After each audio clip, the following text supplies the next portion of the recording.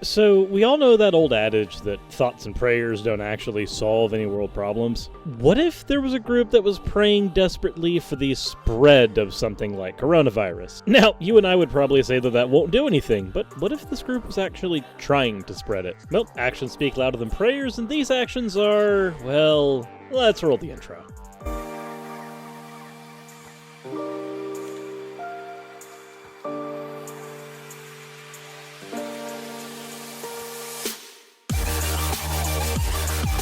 Alright guys, you know the drill. If you haven't subscribed already, then why not go ahead and do so, and you'll probably know if you want to do so by the end of the video. With that said, fan art, and then the topic. So first we have a shaved head Rule 63 Suris by Disco Scone, a surprised Suris by Napkin Squiggles, and then another Rule 63 Suris by Wombologist. As always, thank you all for your submissions, and making me question my gender identity every single day. Anywho, on to the topic at hand. We've been recently seeing more and more cases of coronavirus pop up in the United States, and we've had our first few deaths in the last few days. While there is certainly some sensationalization from the media, and it's causing people to panic about coronavirus a little more than they should in many cases, the virus has put a bit of a damper on international travel and has caused a lot of issues, especially in one place in South Korea. So for those who don't know, currently outside of China, South Korea has the largest cluster of infections, with over 5,000 people infected in the country and at least 28 deaths. Now, to give some context, historically, South Korea was able to actually contain the outbreak of the MERS virus in their country. There was also an earlier outbreak of a different coronavirus mutation which surfaced from the Middle East in 2012, and they were also able to contain that. Historically, they've been able to manage stuff like this pretty well, but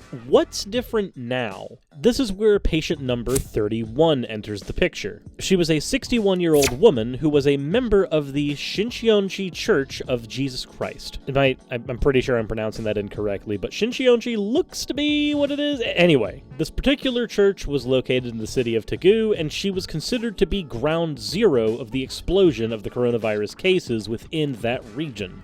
It's so bad that currently health authorities in South Korea are convinced that 1 in 5 people within their borders who are infected can be linked directly to her. Last month, she went to the hospital because of a minor traffic accident, and it was there that doctors recommended that she get submitted for coronavirus screening. She, however, completely refused the screening. But why is this? Well, as it turns out, the beliefs in the Shincheonji Church, if you're to believe the locals, are that getting sick is a sin because it prevents you from doing God's work. It should also be noted that during the time that she was in the hospital, she left temporarily to attend Sunday gatherings at the Shincheonji Church. You know, during the time that she should have been being screened for coronavirus. It was during this time that she came in contact with thousands of other faithful people. So instead of seeking medical help while you were in the place where you could be seeking medical help, instead, this woman decided that the best thing she could do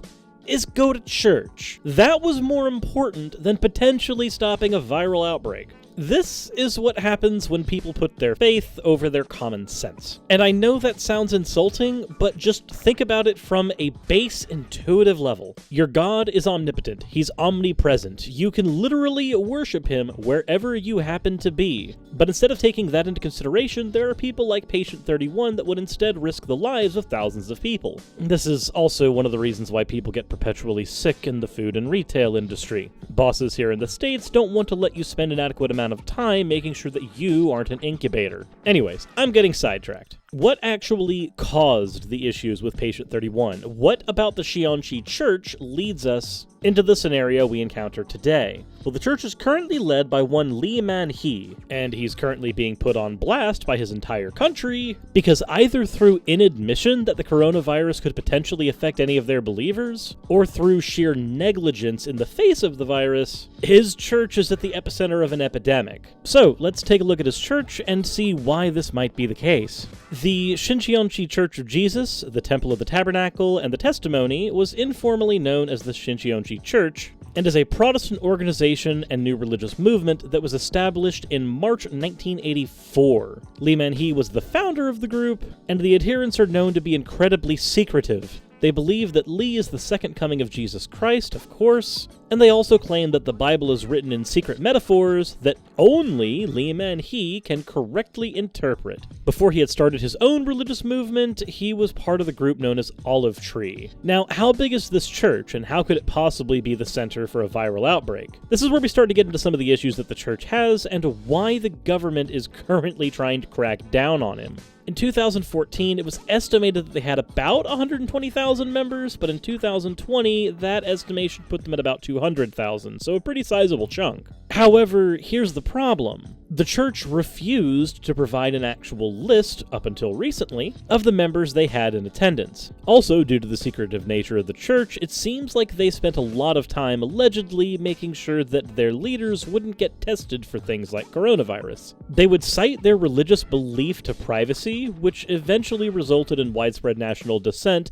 and the mayor of Seoul filing a lawsuit on the church itself. Following this lawsuit, Lee Man-hee stepped out into the limelight and started apologizing for what his church did and his negligence leading to the outbreak in the country. Following this, he finally actually gave a registrar of the different attendees to the church, and upon looking it over, it seems like they have 317,320 exactly registered Shincheonji members. So, a church that will not get tested because of religious belief and privacy has hundreds of thousands of adherents, and because their members will actively leave the hospital when they should be getting tested, just to have one more day at church with thousands of other followers, it's pretty easy to see how, not only due to practice, but due to scale, why there are now 5,000 cases of coronavirus, with at least a fifth of them related to a single church member. Well, 5,000 cases in Seoul. But we got into what the church does and when it was founded, but what other controversies did this church have, and is there a pattern that we can look at to understand why this is happening today? Oh, and please note that according to Lee Man-hee, his church has been cooperating with the government as best as possible, even when they weren't providing their registrar, even when they were convincing their people not to get tested,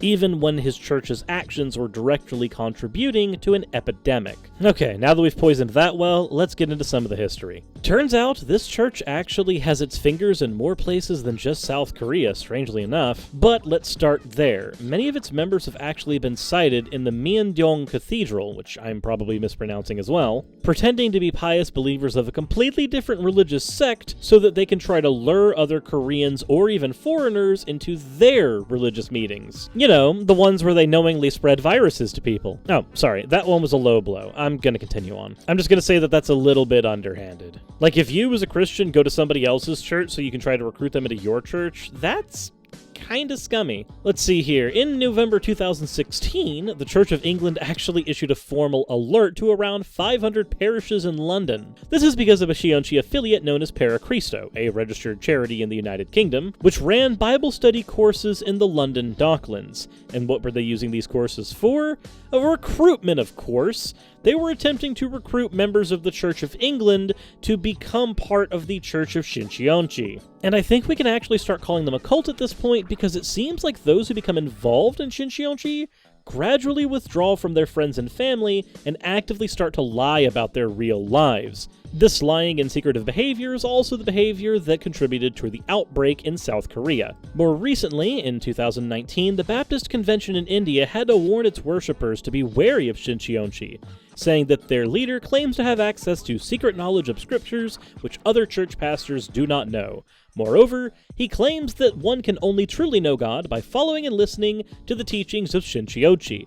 Once they are into the group, they spend most of their time inviting people to join Shincheonji and spend less time with their families, friends, and churches, and neglect and quit their studies or work. So yeah, I'm perfectly fine calling this a cult. In fact, if I actually ran this by Telltale, I'm sure he would call it a level 3 cult. It has a figurehead leader, it organizes regularly, and it seems to try to tell its people that they shouldn't associate with their friends, family, or anything else, and starts engaging in information, thought, and behavior control. So we see that they've got their fingers in organizations across the world and are constantly trying to recruit people, and there's even warnings in other Christian organizations about this church specifically. So now that we know that, let's go ahead and circle back to coronavirus again, as that's the topical thing. Of the 5,000 1,000 cases in South Korea, how many cases of coronavirus are linked directly to the church? Well, 60% of the total infections nationwide are from the church directly. It's so bad that the Seoul city government is asking prosecutors to press charges against the religious group's founder